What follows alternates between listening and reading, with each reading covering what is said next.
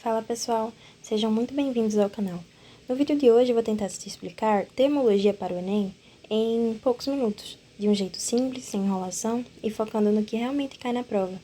Se você sempre confunde calor com temperatura, não entende o porquê do gelo derreter sem aumentar a temperatura ou trava nas questões de calorimetria, fica comigo até o final, porque tudo isso vai fazer sentido.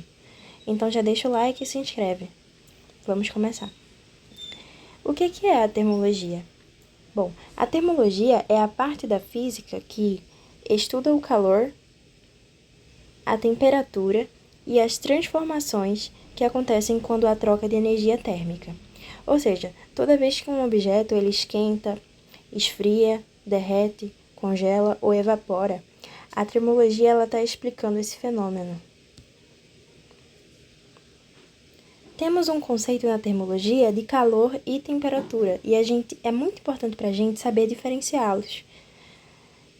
E cai muito no Enem. Bom, muita gente acha que calor e temperatura são a mesma coisa, mas não são. A temperatura, ela mede o grau da agitação da molécula e também das partículas de um corpo. Já o calor, ele é a energia em trânsito. Essa imagem demonstra bem a diferença. Veja, imagine uma xícara de café quente. O café possui uma temperatura alta. Quando você segura a xícara, o calor ele passa do café para a sua mão. O calor da xícara ele vai passar para a sua mão. Então, quem está sendo transferido é o calor, não a temperatura. A temperatura do café diminui um pouco e a temperatura da sua mão aumenta. Ou seja, enquanto a temperatura do café está diminuindo, a temperatura da sua mão está aumentando. O calor ele é medido em graus Celsius ou em kelvins. No Brasil a gente usa muito o Celsius, mas como o Kelvin é internacional, é muito utilizado também. E a temperatura é medida em Joule. E a gente utiliza esse J aqui. Bom, a gente tem as escalas termométricas. Antes de qualquer coisa, a gente precisa entender que a temperatura não é calor. E a temperatura ela vai medir o grau de agitação das moléculas de um corpo. Quanto mais agitadas elas vão estar, a maior a temperatura delas. E a temperatura pode ser medida por diferentes escalas. A escala Celsius, a escala Fahrenheit e a escala Kelvin. Bom, na escala Celsius, a água vai congelar a 0 graus Celsius e ela vai ferver a 100 graus Celsius. Já na escala Kelvin, ela começa no chamado zero absoluto, o 0 Kelvin. Esse é o menor valor da temperatura possível, onde praticamente não existe agitação das moléculas. Por isso, 0 graus Celsius, ele corresponde a 273,15 kelvins. E 100 graus Celsius, isso aqui, 0 graus Celsius. E 100 graus Celsius, ele vai equivaler a 373,15 kelvins. Agora, para a temperatura Fahrenheit, a água vai congelar a 32 Fahrenheit e ela vai ferver a 212 Fahrenheit. E para converter essas escalas, basta utilizar essas relações. As relações de conversões. O Enem, normalmente, ele cobra essas conversões em questões muito simples. E a gente vai ver um pouco disso nas questões que eu vou trazer ao final da aula. Com isso, não existe uma escala mais correta. As três medem exatamente a mesma temperatura, o que muda é apenas o número utilizado. Agora vem outro conceito que o Enem ama cobrar, que são os métodos de propagação de calor. A pergunta a se fazer aqui é como o calor ele vai passar de um corpo para o outro. Bom, primeiro, a gente vai ter a condução. Ela vai ocorrer principalmente nos sólidos. E as partículas vão transmitir, energia uma para as outras. Um exemplo clássico é o cabo de uma panela. Você coloca a panela no fogo, depois de um tempo o cabo também vai esquentar e o calor foi sendo transmitido ao longo do metal.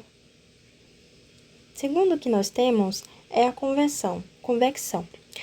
Acontece em líquidos e também acontece em gases. Aqui existe movimento da matéria. Quando a água da panela esquenta, ela fica menos densa e sobe. Já a água fria, ela desce, que é o que acontece na imagem 2. Esse movimento forma as chamadas correntes de convecção. É exatamente isso que faz a água ferver por inteiro. Já na irradiação, não precisa de matéria e o calor ele é transmitido por ondas eletromagnéticas. O melhor exemplo para a irradiação é o Sol. Entre o Sol e a Terra existe praticamente o vácuo. Mesmo assim, sentimos calor. Isso acontece graças à irradiação. Então, resumindo, a condução vai ser para sólidos, a convecção, líquidos e gases, e a irradiação não vai precisar de matéria. Agora vamos entender o que acontece quando um corpo ele é aquecido, a famosa dilatação térmica. Quando um corpo aquece, geralmente ele aumenta de tamanho, ou seja, as partículas elas ficam agitadas. E vamos ter 3 tipos de dilatações térmicas: a dilatação linear, a dilatação superficial e a dilatação volumétrica. Ao observarmos aqui na imagem, a dilatação linear é quando aumenta apenas o comprimento. Um exemplo são os trilhos de trem. Você já reparou que existe um pequeno espaço entre eles? Bom, esse espaço existe porque no calor os trilhos se expandem. Sem essa folga, eles poderiam entortar. Agora imagine uma placa de cerâmica. Quando ela aquece, sua área aumenta, por isso existem pequenos espaços entre os pisos. Essas juntas, entre os pisos, aqui, ela evitam rachaduras por causa dessa dilatação superficial. Já a dilatação volumétrica, quando um corpo aumenta nas 3 dimensões, comprimento, largura e altura, ocorre essa dilatação. Um exemplo clássico é um líquido dentro de um recipiente, como está aqui na imagem. Ao aquecer esse líquido, ele vai aumentar o seu volume. Se o recipiente ele estiver completamente cheio, ele pode transbordar. Uma dica para caracterizar essas dilatações é que a linear vai mexer com o comprimento, a superficial com a área e a volumétrica com o volume. E quanto maior a temperatura, maior tende a ser a dilatação. Um conceito muito importante também é o calor sensível e o calor latente. E precisamos saber diferenciá-los. Bom, o calor sensível ele é quando o corpo recebe calor e sua temperatura aumenta. Bom, a gente denomina isso como calor sensível. E o calor latente é quando o corpo recebe calor, mas a temperatura permanece constante. Isso acontece durante as mudanças de estado físico. Por exemplo, enquanto o gelo ele está derretendo, sua temperatura continua em 0 graus Celsius. E toda a energia recebida está sendo usada para mudar o estado físico. E falando em estado físico, também temos as mudanças de estado físico. Elas são muito importantes. Nós temos 6, que são a fusão, a solidificação, a vaporização, a condensação ou liquefação, a sublimação e a ressublimação. Na fusão, o que acontece é que a água que está em estado sólido, ela vai passar para o estado líquido. Já na solidificação, a água que está no estado líquido vai passar para o sólido. Na vaporização, do líquido vai passar para o gasoso. Na condensação ou liquefação, do gasoso vai passar para o líquido. na sublimação do sólido para o gasoso e na ressublimação do gasoso para o sólido. Esses nomes eles aparecem bastante em questões do Enem, principalmente quando envolve gráficos de temperatura, né? E também em questões de calorimetria. A temida calorimetria. Bom, gente, aqui é simples, é só decorar uma fórmula, que a quantidade de calor vai ser igual a massa vezes o calor específico vezes a variação de temperatura. Mas antes de decorar essa fórmula, é bom entender seu significado. Quanto maior a massa de um objeto, mais energia vai ser transmitida para aquecê-lo. Será necessária, né? Para aquecer o objeto. E quanto maior o calor específico, mais difícil é alterar sua temperatura também. E é exatamente por isso que a água ela demora para aquecer e também demora para esfriar. E aqui eu trouxe uma questão para vocês sobre o assunto. Bom, aquecedores solares são equipamentos utilizados para o aquecimento de água pelo calor do sol. São compostos por coletores solares, nos quais ocorre o aquecimento de água, e por um reservatório térmico em que é armazenada a água quente para ser utilizada posteriormente. A figura ilustra esquematicamente como funciona esse equipamento. Beleza. O processo pelo qual ocorre a transferência de calor dos coletores solares para o reservatório térmico é... Bom, nesse caso nós sabemos que a radiação solar, o processo que a radiação está envolvida é a irradiação. Porém, não é isso que a questão pede, né? O que a questão está pedindo? Qual é o processo pelo qual ocorre a transferência de calor dos coletores solares para o reservatório térmico? Aqui está o coletor solar, né? Só que ele quer o processo que ocorre desse coletor. A radiação chega, a água ela sobe e sai. Ela sai fria e ela sobe quente. Qual processo a água ela vai subir quente e vai descer fria? É o processo de convecção. Esse processo é muito comum em panelas esquentando, né? Você tem uma panela, por exemplo, aqui. Aí você tem um fogo, ela tá esquentando. E aí você tem a água. Vamos dizer que temos água aqui. E aí a água quente, ela que tá aqui embaixo, ela vai subir. Vou até botar de vermelho. Ela vai subir, a água quente. E a água fria, que ela tá aqui em cima, ela vai descer. E aí a gente tem isso como um processo de convecção.